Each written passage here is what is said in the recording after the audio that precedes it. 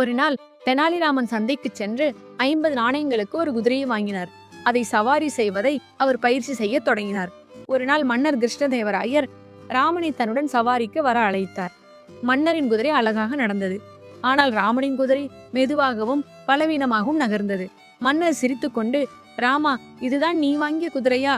இப்படி பலவீனமான குதிரை எப்படி ஓட்டப் போகிறாய்? என் குதிரையை பார், எவ்வளவு வேகமாக ஓடுகிறது என்று கேலி செய்தார். ராமன் சிறிது கோபத்துடன், மகாராஜா, என் குதிரை உங்கள் குதிரையை விட பயனுள்ளது என்றார்.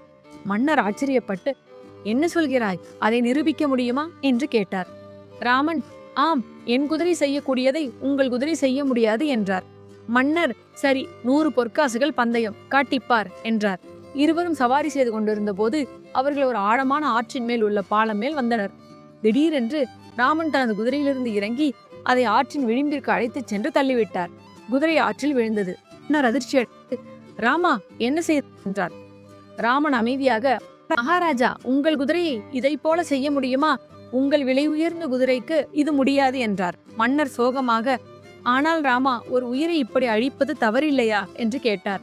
ராமன் பதிலளித்தார், மகாராஜா, இந்த குதிரை ஏற்கனவே வயதானதும் நோயுற்றதும்.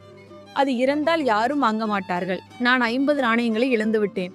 இப்போது நான் 100 பொற்காசுகள் பெற்றுவிட்டேன். மேலும் அதை பராமரிக்க செலவும் இல்லாமல் போய்விட்டது. அந்த குதிரையும் தன் துன்பத்திலிருந்து விடுபட்டது. அதனால் இந்த இழப்பு எனக்கு இரட்டை லாபமாக மாறிவிட்டது என்றார். மன்னர் ஆச்சரியப்பட்டு ராமனுக்கு 100 பொற்காசுகளை பரிசளித்தார்.